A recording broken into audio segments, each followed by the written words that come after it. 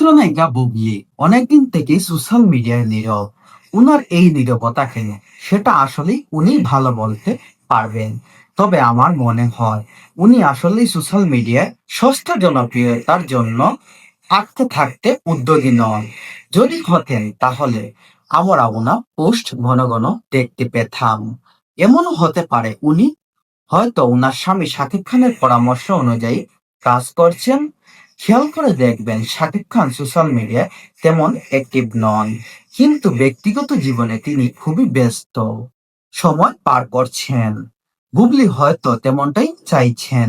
আসলে সোশ্যাল মিডিয়ায় কাউকে ঘন ঘন দেখলে তাকে আর কষ্ট করে কোনো সিনেমায় গিয়ে দেখতে হয় না, কারণ সে চেহারা দিন-রাত চোখের সামনেই ভেসে থাকে।